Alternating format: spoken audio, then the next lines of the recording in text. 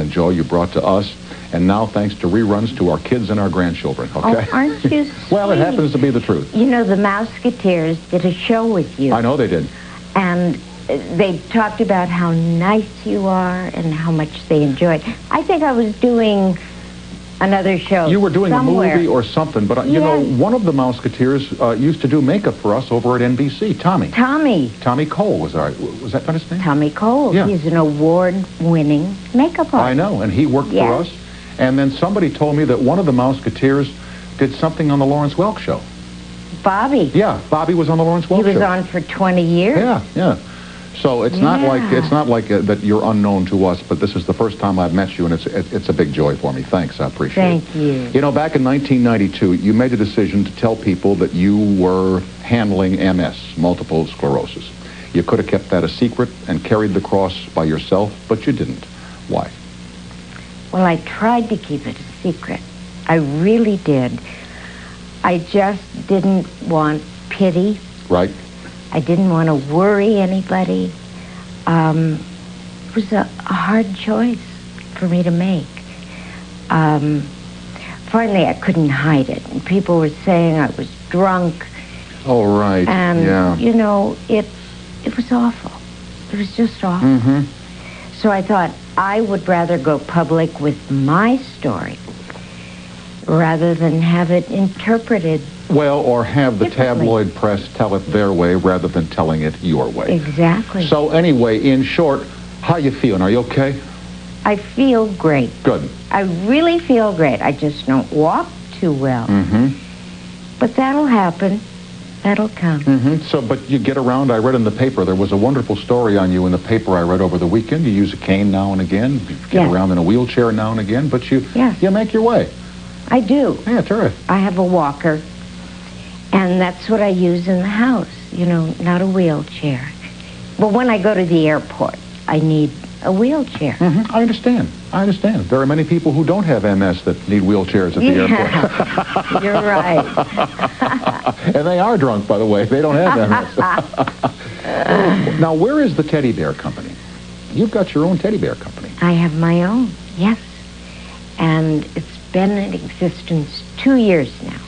I've always loved teddy bears. Me too. I've collected. You like them too? Oh, on the old show, we used to have a teddy bear on the set all the time, and people said I should put one here, but I did it already, so I retired them. You know what's terrific is that men aren't afraid to hug and squeeze a teddy bear. No. And it's universal, the love that people have. You know, years ago, I interviewed a man, he's long since departed, God rest his soul, named Peter Bull, who had a wonderful book called The Teddy Bear Book, with how it began and pictures of the great collectible bears over the years, the Steiff bears, the Hasbros, and others. Right. You're quite right. It is a universally collected and loved item, the teddy bear. Exactly. I think with dolls, men appreciate the beauty of collectible dolls, but it's always arm's length, you know. Well, the problem with dolls, and as a matter of fact, I went to a doll show up north this weekend with a friend of mine who collects dolls, and the problem with dolls is they are always...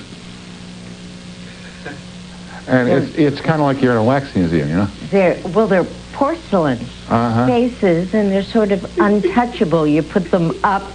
That's exactly the way they look. You're wonderful. You're wonderful. So anyway, the Teddy Bear Company makes teddy bears. Yes. And you sell them how? Disneyland, Disney World, and on QVC, which is one of the big cable shopping networks. Yeah, I know it is. Yeah, they're almost up to us now. And do you sell... Let me tell you a story about bears. When I worked for ABC Radio, there's a company, and they're competition to you, and you probably know them, called the Vermont Teddy Bear Company. Yes. And they sell through an 800 number, and they have people on radio pitch their bears. For example, Howard Stern did a commercial for the Vermont Teddy Bear Company, and he said on the radio, "Give her a bear, she'll bang you." That's not very Disney. No, I know it's not. I know it's not. But I just wondered if you ever thought of the 800 number, because they sell a lot of bears. No, I never did, but I'll certainly. Although QVC's no slouch. But anyway, Well, are they all the same, the teddy bears, or are they different? Oh, they're completely different. They start very small, or you can get very large ones. I design them. I help design them. And I name them after family or friends or, we're family. I love these bears so much. And the proceeds, I'm told, go to support a foundation which bears your name. Yes, well, that's the cello perfume. Oh, okay. A portion of that goes to my research fund. And what did I read in the paper today or yesterday? Haven't they discovered a new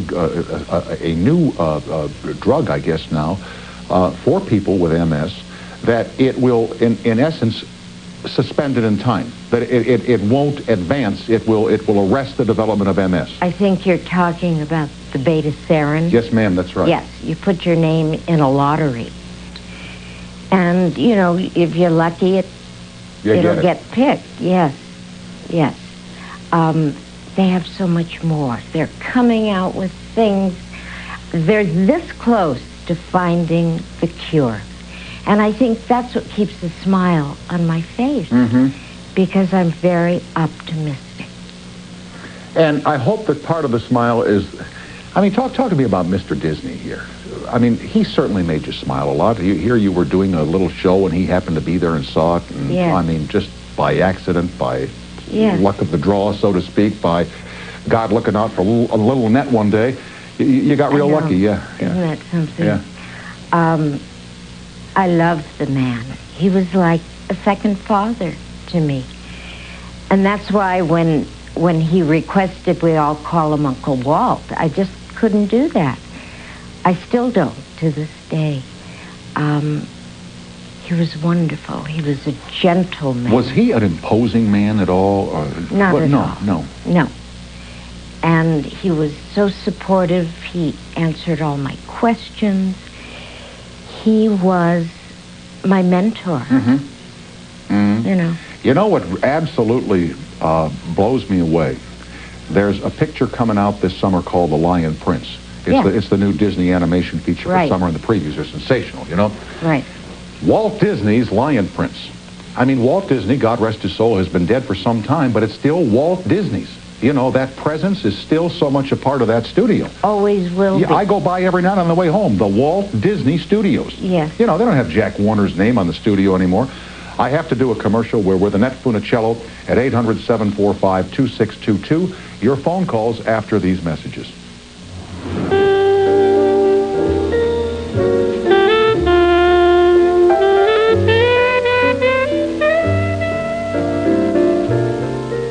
Thank you, boys. Here is Barbara now on the toll-free from McLean, Virginia. Hello. Hi, Tom. Hi, Barbara. I'm fine, thanks. How about yourself? That's fine, thank you. Good. I have one comment for you before I go on to Annette. That's okay. When my friends keep telling me how bad they think the TV is, there's nothing to select from, right. I tell them it may be true up until 10 o'clock, but at 10 o'clock I go to CNBC, and then it's all right. Thanks, Barbara. All of us appreciate that. Thank you. You have an excellent show, and your guests are all very interesting. Thank you. Here's Annette. She's right here. Say hi. Hi, Annette. It's a very great pleasure to be able to speak with you this evening. Thank you. Hi, Barbara. Hi. I have a question for you. Yeah. When I was growing up, I'm probably about 6 years younger than you are. So many of us look to you as a role model, and in the shows that you did and the movies. Were you aware of the impact you were having on so many young ladies at that time? And may I add, Barbara, that she was also having an impact on many of the young men at that time, okay?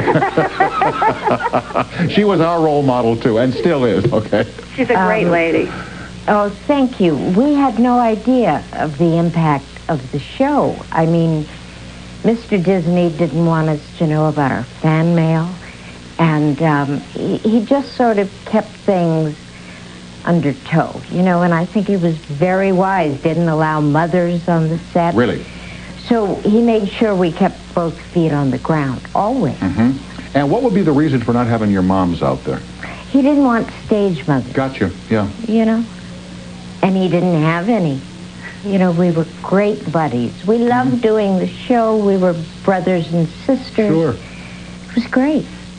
There you go, Barbara. Thanks so much. All right, thanks for the compliment. Thanks, Barbara. Bye-bye. Bye-bye now. how can I put this? I'll just ask you. I mean, when you were 12 when you were hired for the Mouseketeers? Yes. And like, you know, you turned from a girl into a woman before our eyes. I did? Well, yeah. I mean, you developed before our eyes. You know something? People say you outgrew your Mouseketeer sweater. I didn't say that. That's not true. I didn't but say I mean, that. that's a whole fallacy with people. I didn't. I was a late bloomer. Mm-hmm. And it wasn't until Spin and Marty when I remember Spin and Marty. I sure do. Yeah. But I don't know where these rumors got started. You know? No, I'm not saying that you did that there was anything sensuous about it, or don't take me the wrong way. It's just that you literally grew up in front of our eyes. Yes. You know, and no, that I did. As Mickey Rooney did, and I wondered if that brought any pressures to bear on you in terms of just being a teenage kid. You know? No pressure, nothing. I mean, I grew up in Disneyland. I had no pressures. I worked with the most wonderful kids, and, you know, being at the Disney studio was like no other. Oh, sure. When I hear child stars talk about disasters that they went through, and they say, Annette, why didn't that happen to you? I had Walt Disney on my side. Mm-hmm. And, you know, that doesn't exist today. No, gone. Here is Junie in Altadena, California. Hi, Junie. How are you? Hi. When I heard Annette was going to be on tonight, you know, I sat down and I started watching because I'm 17, and 2 weeks ago, just about, I was diagnosed with MS, and I had read in the newspaper the excerpt from your book about when you were diagnosed and how you didn't really, you know, tell anybody. And I found it was interesting that the first thing I did was went out and told people.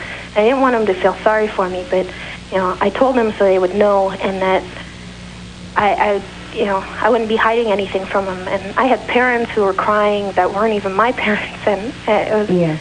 But I told everybody I was okay, and I'm doing pretty well right now. Terrific. You're doing well? Yeah. Symptom-free?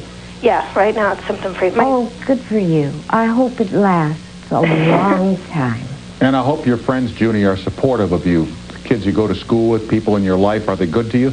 Oh, yeah, and I'm also in a drum and bugle corps organization. Oh, good. We go across the United States during the summer, and I was kind of worried about not being able to go because you have to watch your body temperature, and but I was told, you know, just bail out when you have to, get ice, you know, take water when you have to. Sure. Now, whereabouts do you get to go?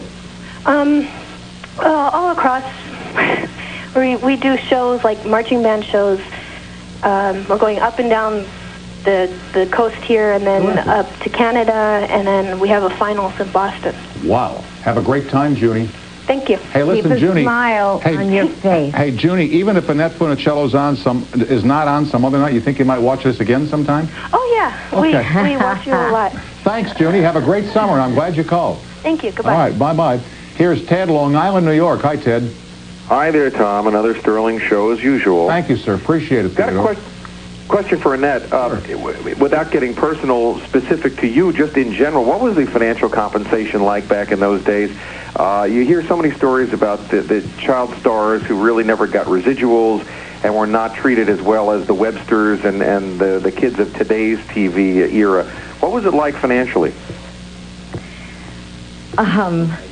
We never got residuals. Our salary, and I'm not ashamed to say this, was $180 a week. And we worked 7 days, you know. So whoever thought of it as hard work. No. The Walt Disney Studio has never had a reputation of being high pay. Exactly. You've heard I mean, that. Peggy Lee had to sue him to get the money for the dog movie. Yes. Yeah. Lady in the Tramp. Lady and the Tramp, right. Yes. By the way, the movie that's coming out is not The Lion Prince, it's The Lion King. Yes. I made a mistake there, and you were kind not to. I didn't want to say You were anything. very kind. So, Ted, it was $180 a week. Yes. I'm just wondering, did Disney take advantage to some extent? You said they didn't let parents on.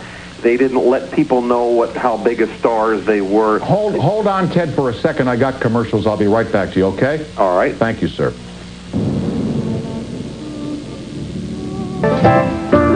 In Connecticut. Hi. Hi, Tom. Hi, Rose. You're on. How you doing? I'm doing fine. How about yourself? I'm doing fine, but you are a handsome devil. Oh, thanks, Rose. You're not so bad yourself. No, you are a handsome devil. I enjoy your show tremendously. Thanks, Rose. I appreciate that. Thank you. Okay, here's Annette. She's right here. Yes. Hi, Annette. Hi, Rose. How you doing? Fine. Good. I wanted to know if you had other interests other than the teddy bears. Do you have other things that you do, or collections of things, or? Yes, I also have my own perfume called Cello. Oh. And that's been out about 2 years now. Oh, nice. And I stay real busy. We have a breeding ranch up in Bakersfield. We have harness horses. Oh, horses. Yeah. Great. Oh, yeah, I should have explained myself. That's okay. And, Horses. and I go up there as much as I can. Horses. Horses, yeah. Yeah. Yeah. Harness horses. Trotters. Yeah, Right, horses, yeah. right. Wonderful. Yeah. And I stay busy. Great. Good. Can we all, can I tell that your daughter's getting married? Yeah. Yeah. So you got a wedding to plan too, huh? October 1st. You know, that's the day after tomorrow. When I found out my daughter was getting married, it was like 3 or 4 months. You say, well, we have plenty of time, and all of a sudden, my daughter's getting married, for God's sake. I know. Did she get married yet? Yes, she did. She did. Married.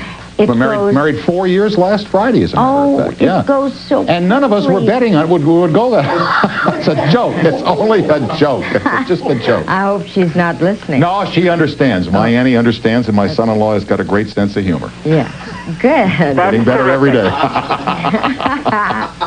What'd you say, Rose? That's terrific, and it was great talking to both of you. All right, thank you, Rose. Thanks, Rose. God bless. Here is Ann in Detroit, Michigan. Hi.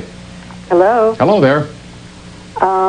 Great show, Tom. Thanks, Ann. I want to thank Annette for a lot of great years watching her. I used to run home from school and put my Mickey Mouse ears on with my little red bow. And I want to know Annette's opinion on the child stars that she sees and we see and read about and hear about on TV, gone bad, been arrested. What is your thought on that? You know, I've done quite a few shows with these former child stars, and they were very unhappy. And I don't know if they were exploited, if they had stage mothers. I don't know what the problem was. But I'll tell you something. They didn't have Walt Disney on their side. Let me ask you, how was Mother Funicello when she found out that she couldn't go to the studio with her little Annette? Oh, she was at the studio. Wasn't allowed on the stage. How did Mother Funicello feel about that? That was okay. Mr. Disney had sewing machines and television sets in the theater where they were, and they were happy. They had each other. What, the mothers? Yes. They just sat there and watched and sewed. Right, exactly. Made doilies for the crowd. Yeah, so whatever. But my mom used to sneak off. Oh, yeah? And pick up my brothers from school, start dinner, and she had someone cover for her. Got you. Now, were some of the mothers upset that they could not go in the studio and be with their little darlings while the show was on? Probably. Yeah. Probably. Yeah, but Mr. Disney said, That's right. He was very wise. Absolutely. And anything else, Ann?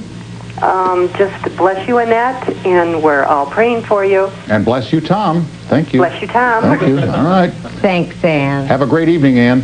Thank you. Bye-bye. Bye-bye. Now, didn't you promise Mr. Disney that you would never allow your navel to be photographed? Yes. Yes, I did. How much would we have to give here tonight to see your belly button? No, just I don't have one. You're kidding.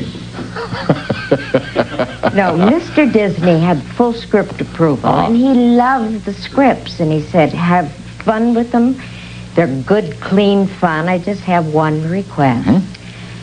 Would you mind not showing your navel? And I respected him so much. But it was no big deal. No, not at all. But did he give a reason as to why you wouldn't have your navel photographed? He wanted me to look different. Gotcha. He knew the others would be in bikinis, and he said, would you mind looking different? And that's the running gag now, you know. Does Annette have a navel? You know? Well, if she doesn't, there's a man from the circus here to see her. Anyway, and by the way, on the back of the book here is a photograph of you from the Beach Blanket movie. And inside there's all kinds of other photographs of Annette through the various stages of her career, both at the Disney Company, when she made the Beach movies, then when you made all the hit records. Remember, you had some great hit records, and it's all told in this fascinating autobiography. It's called "A Dream is a Wish Your Heart Makes."